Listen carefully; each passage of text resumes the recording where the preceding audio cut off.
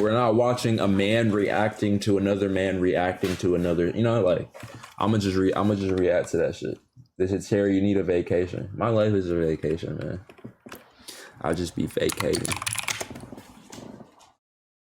But like, yeah, facts. Fontano don't even know how to enjoy music. He be studying and looking into it too hard. Bro. Oh Lord. And Sleep, thank you for the gift. Bro, Anthony Fontano, I feel like when he listens to music, he's just like, he's listening to it to find shit that he doesn't like. You know what I mean? Like, when you're listening to music and then you're listening to that shit just to find something that you don't like you're not gonna, like, how are you gonna enjoy anything? If you're purely listening to that shit to fucking deconstruct it. But Sleep, I'm about to add another 5 minutes, bro. God damn. We ain't never finna get past 2 hours at this point. Fuck. That's alright though, man. I'm doing this for y'all. Why don't you have it doing it automatically? I'm doing this for y'all. 5 minutes, bro. I need my drugs. Huh? Why don't you have it doing it automatically? Cause I already said I was gonna start at 5:15, and then like I just didn't want to like do that shit through Streamlabs. So we just do that. The same shit. Whoa, Dallas, you just took a shit or something? God damn, that shit smells so bad.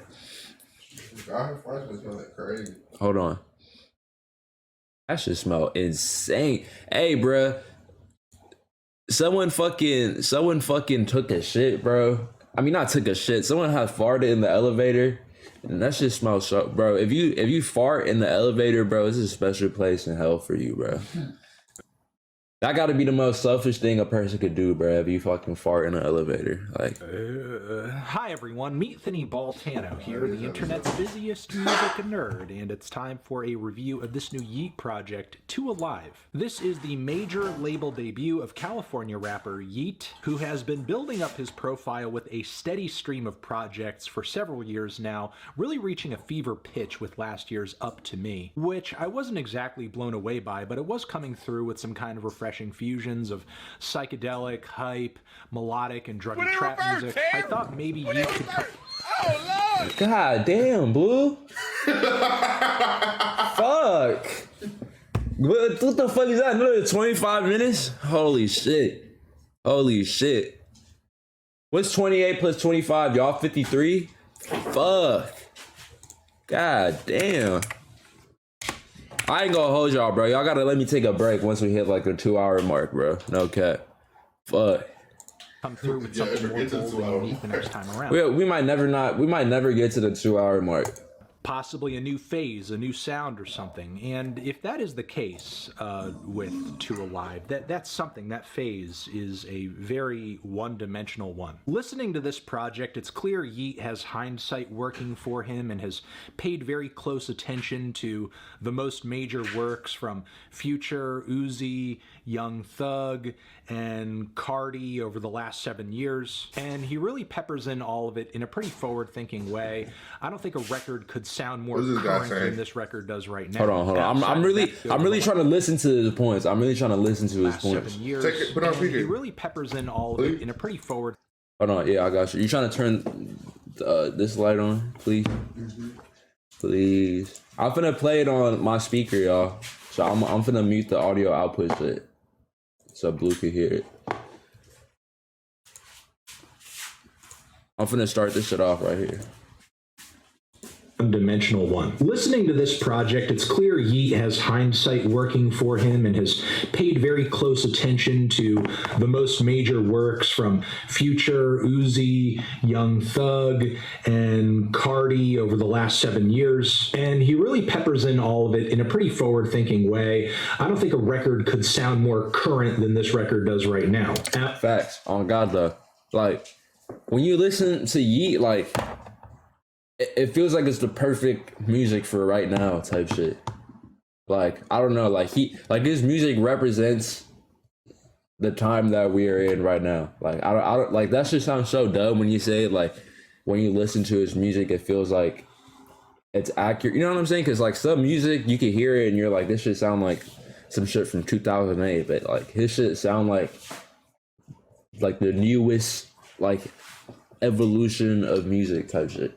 Outside of that, there are some tracks here where Yeat delivers a pretty raw vocal performance and captures a vibe too, but I think this record's strong points kind of end there. Because truth be told, Yeat's vocal range is pretty limited. You're not going to catch too many impressive melodic runs on this thing. In addition to that, he's a pretty... They want Yeat to sing like Michael Jackson? What do you mean melodic run? What the fuck? Like, bro, Yeat is not The Weeknd. Like, what? What do you mean a melodic run? Like, he do so much with his vocals already. What the fuck? He does different shit with his vocals literally every song. Pretty poor writer and improviser. There are very few choruses or standout choruses on this project, so much of the time we are relying purely on Yeat's raw energy to keep these tracks interesting. The song Never Again, for example, feels very lightning in a bottle. At one point, it doesn't sound like Yeat is rapping as much as he's angrily rambling over the beat with all these ad-libs flying at me and distorted fuzzy synths laced into the beat. There are some passages of Love Geek that give off a similar energy that I enjoy too. And lyrically on the song Just Better, Yeat flaunts his growing success, his addictions, and even his waning mental health with the same energy. Also, shout out to the song Rollin', where I think he drops some of his most ridiculous one-liners and similes. Osama bin Laden, my bro. Man, pouring one out for Osama. And Yeat... Look, y'all, he hasn't started shitting on it yet. But from what I'm gathering from this, he only listened to this shit once or twice. Hey, we all know Yeat music don't start hitting until like the fourth, fifth listen. He said Osama bin Laden, my bro. It's crazy because niggas really don't even understand like his fucking sarcasm. Like, cause you know what I'm saying. People be saying Osama bin Laden, my bro. Like people are trying to like. Osama bin Laden, my bro. I'm about to blow. I'm about to explode. Like, come on, bro. Yeat also has a track on this thing titled Taliban, so you know he's a fan. Sidebar here, though, I do think Taliban is one of the weaker and more repetitive tracks on this LP, frankly. I think Yeat could have done a little bit better by the Taliban on this one. I'm about to slice you, I'm about to dice you, it's not nice, yeah. Put you inside of a bag, then fill it with rice, sitting at the lights. Man, just make me into a meal. My fans, just like a cult, they read my Bible. I have dealt with some Yeat fans so far, and that is most definitely the case. Also, the lice line on this track, too, is weird as hell, but also kind of clever, too. There are some strange and unpredictable highlights on this thing, for sure. But there are just as many tracks on this project that are straight uneventful. Little to nothing happens over a very mediocre beat, like Rax Got Me With Gunna or Outside featuring Young Thug, where there's a somewhat cheery and weird melody to this one that I don't care for too much. Narcotics, too. How is this song 4 minutes? It's so damn mind-numbing. If not for the young... Bro, that song... Oh my fucking god, this fucking guy, man. Bro, what? That's literally one of my favorites. From what? What do you mean? That shit don't even feel like it's 4 minutes, bro.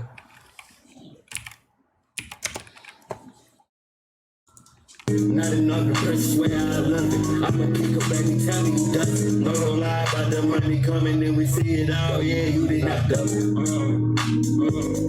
Always tell you we always in trouble. Let's go. Good college. She got good brains, she got good knowledge. Yeah, close one eye, I'm Illuminati. We moving dope, living all kinds. Yeah, take a lot of praise, I mean. KO feature on the back end. I always be saying this, so the music is subjective. Everybody's taste is different, so like you can never hate on somebody for not liking some shit. You know what I'm saying?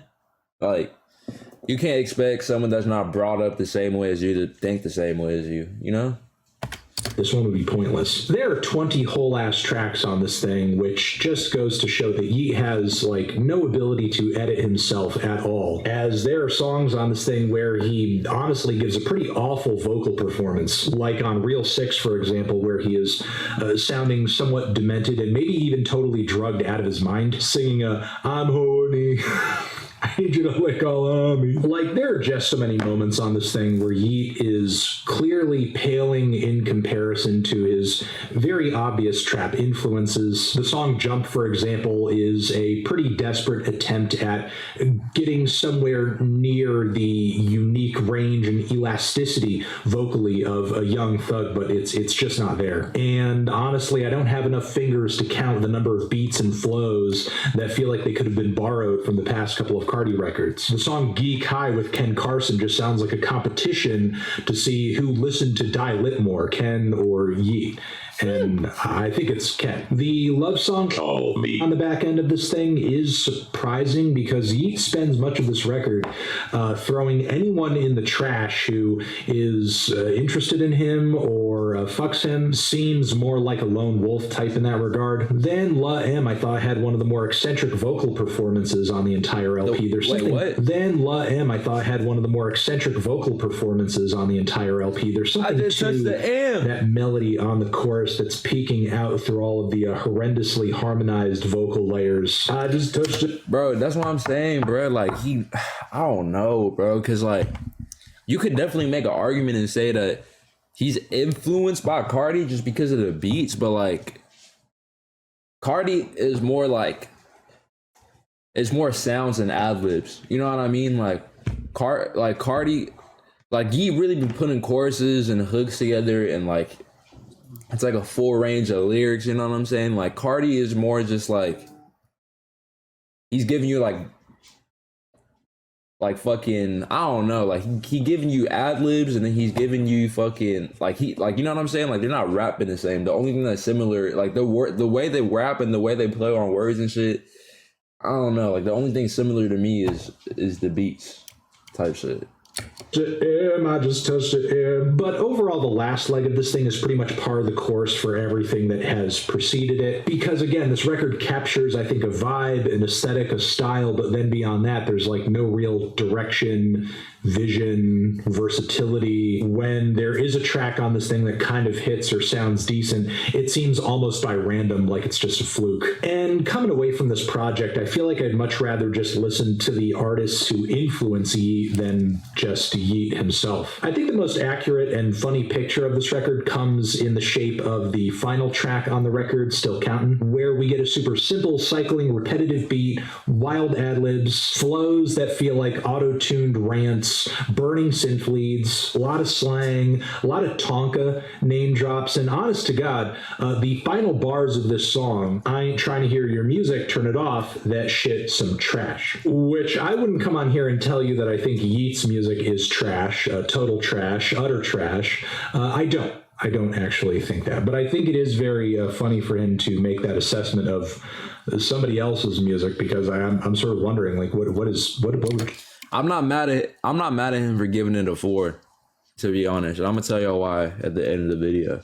Trash music to Yeat be. One wonders, it boggles the mind. But what I can say definitively right here is that this project, I'm feeling a strong 3 to a light 4 on this one. Transition. Have you given this record? I'm not mad at him giving this shit a 4 because he just offered me like insight of what a fucking old head. You know what I'm saying? Like, this is what the 25 to 30 people think about Yeat. You know what I'm saying? Like, they haven't heard some shit like this before, so they're so eager to compare and identify that shit with something that they've heard before, when they don't realize that he's just taking the shit that he's been influenced by in the past and making his own lane to that shit. And that's literally like that's literally what every poppin' artist do. Drake adapted Kanye shit and took it to the next level. Kanye adapted Jay-Z's model. He got influenced a little bit by the way he rapped, and he took that shit to another level. Cardi got influenced by Kanye. You know what I'm saying? Then he took his, like, bro, it's just a fucking cycle. Like, I don't know.